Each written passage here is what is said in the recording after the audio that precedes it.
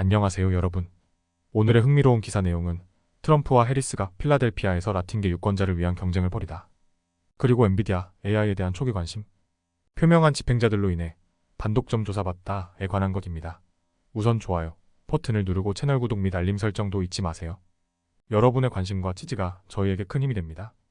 첫 영상은 미국 정치 현장에서 일어나고 있는 중요한 이슈에 대해 이야기해보겠습니다. 최근 월스트리트 저널에서 다룬 기사를 바탕으로 도널드 트럼프 전 대통령과 카말라 해리스 부통령이 필라델피아에서 라틴계 유권자들을 대상으로 치열한 경쟁을 벌이고 있다는 소식을 전해드리겠습니다. 이 경쟁은 왜 중요한지, 그리고 두 후보가 어떤 전략을 펼치고 있는지에 대해 깊이 있게 분석해보겠습니다. 먼저 라틴계 유권자들이 왜 중요한지 알아볼까요? 필라델피아에서 라틴계는 인구의 약 16%, 약 24만 명을 차지하고 있습니다. 비록 투표율이 낮은 경향이 있지만 그들의 표는 선거의 결과를 결정지을 수 있는 중요한 변수입니다. 2020년 대선에서 조 바이든 대통령은 펜실베이니아에서 1% 차이로 승리했죠. 그만큼 이번 선거에서도 라틴계 유권자들의 표심이 두 후보에게 매우 중요하게 작용하고 있습니다. 트럼프 전 대통령은 2020년 선거에서 필라델피아의 라틴계 유권자들 사이에서 상당히 좋은 성과를 거두었습니다. 특히 경제와 공공안전 문제가 그들의 주요 관심사였고, 이 분야에서 트럼프는 강력한 메시지를 전달하며 많은 지지를 얻었습니다. 트럼프 캠프의 고문인 다니엘 알바레즈는 이번 선거도 경제 문제에 중점을 둔 선거라면 트럼프가 승리할 가능성이 크다고 주장하고 있습니다.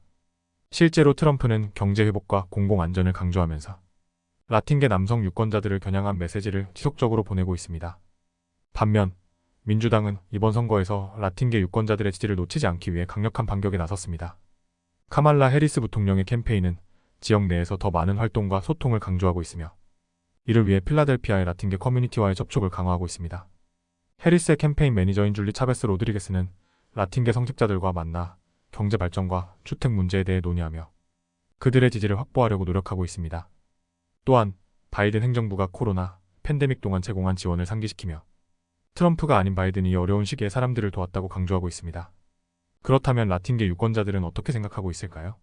경제적으로 어려움을 겪고 있는 필라델피아 주민들 중 일부는 트럼프 시절의 경제를 그리워하며 그가 다시 대통령이 되어야 한다고 생각하는 반면, 해리스의 생식권 보호 정책에 동의하는 여성 유권자들도 있습니다. 특히 필라델피아의 모니카 파릴라는 정부의 개입 없이 여성들이 스스로 결정할 수 있는 권리를 지지하는 해리스를 강력하게 지지하고 있습니다. 하지만 또 다른 유권자들은 아직 결정을 내리지 못한 상태로 트럼프와 해리스 사이에서 갈등하고 있습니다. 결국 이번 선거에서 라틴계 유권자들이 어떤 선택을 하느냐에 따라 결과가 크게 달라질 수 있습니다. 두 후보 모두 필라델피아에서 그들의 지지를 얻기 위해 치열한 경쟁을 벌이고 있으며 경제와 공공안전, 그리고 사회적 문제들이 중요한 쟁점이 되고 있습니다. 이번 대선에서 라틴계 유권자들의 표심이 어느 쪽으로 기울게 될지, 그 결과가 미국 정치의 판도를 어떻게 바꿀지 지켜보는 것이 흥미로울 것입니다. 다음 영상은 글로벌 반도체 회사인 엔비디아가 미국 법무부의 반독점 조사 대상이 된 소식을 전해드리려고 합니다. 월스트리트 저널에 따르면 엔비디아는 AI 시장에서 압도적인 점유율을 차지하고 있으며, 이에 대해 법무부와 연방거래위원회 FTC가 조사를 시작했다고 합니다. 이번 영상에서는 이 조사와 관련된 배경, 주요 이슈, 그리고 엔비디아가 AI 시장에서 어떤 역할을 하고 있는지 철저하게 분석해 보겠습니다. 엔비디아는 현재 AI 칩 시장의 80% 이상을 차지하고 있습니다. AI 기술의 핵심은 엄청난 연산 능력을 요구하는데, 엔비디아의 칩은 이러한 연산 작업을 처리하는데 매우 적합한 제품으로 자리 잡았습니다. 과거에 이 회사의 그래픽 처리 장치 GPU는 주로 게임용으로 사용되었지만 현재는 AI 모델을 훈련하는 데 필수적인 역할을 하고 있습니다.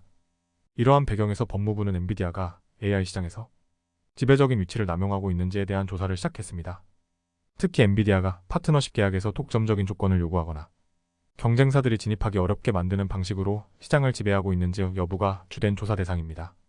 이번 조사는 초기 단계에 있으며 엔비디아에게 소환장을 발부하지는 않았지만 법무부는 이미 엔비디아의 계약 및 파트너십 조건에 대해 문의하고 있습니다. 여기서 중요한 점은 법무부뿐만 아니라 FTC도 이미 AI 시장에서의 대형 기술 기업들의 투자와 독점 가능성을 조사하고 있다는 것입니다. 법무부와 FTC는 마이크로소프트, 애머전, 구글 등 거대 기술 기업들이 AI 스타트업에 투자하며 경쟁력을 확보하는 방식에 대해 의문을 제기하고 있습니다. 20년 전만 해도 미국 정부는 급성장하는 기술 시장에 개입하는 것을 꺼렸습니다. 하지만 이번 바이든 행정부는 반독점법 집행을 매우 공격적으로 전개하고 있습니다. 엔비디아가 AI 칩 시장에서 압도적인 지위를 차지하고 있기 때문에 이와 같은 조사가 시작된 것입니다. 시카고 대학의 법학 교수 랜달 피크는 시장에서 지배적인 위치를 차지하는 것은 문제없지만 그 힘을 어떻게 사용하는지가 중요하다고 언급했습니다. 이와 같은 맥락에서 AI 기술이 발전하면서 특정 기업들이 AI의 중요한 측면을 통제하게 될 때 경쟁을 저해하는 병목 현상이 발생할 수 있다는 우려가 제기되고 있습니다. FTC 위원장 리나칸 역시 기술 기업들이 AI 시장에서 독점적인 권력을 확보할 수 있다고 경고하고 있습니다. 엔비디아는 자신들이 독점적인 권력을 행사하지 않았으며 모든 고객에게 공정하게 AI 칩을 공급하고 있다는 입장을 밝히고 있습니다. 엔비디아는 이미 수요를 충족시키기 위해 많은 노력을 기울이고 있지만 자사의 칩 공급이 제한적이기 때문에 고객들이 대기해야 하는 상황이 자주 발생하고 있습니다. 이 회사는 곧 차세대 AI 칩인 블랙을 출시할 예정이며 그 수요가 공급을 초과할 것이라고 발표했습니다. 법무부와 FTC의 반독점 조사는 오랜 시간이 걸릴 수 있습니다. 합병 조사는 1년 이상, 기업의 전반적인 사업, 관행을 조사하는 경우에는 그 이상의 시간이 소요될 수 있습니다.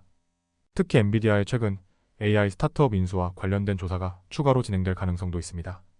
엔비디아가 AI 시장에서 차지하는 위치와 이번 반독점 조사는 AI 산업의 미래에 중요한 영향을 미칠 수 있습니다. AI 기술의 발전은 필수적이지만 동시에 공정한 경쟁 환경을 유지하는 것도 매우 중요합니다. 과연 이번 조사가 어떤 결과를 가져오게 될지, 그리고 AI 시장의 경쟁 구도는 어떻게 변화하게 될지 지켜봐야 할 것입니다. 오늘은 여기까지입니다. 다음 영상에서 더 유익하고 흥미로운 내용으로 찾아뵙겠습니다. 이 영상은 투자 의견이 아닙니다. 매우 감사합니다.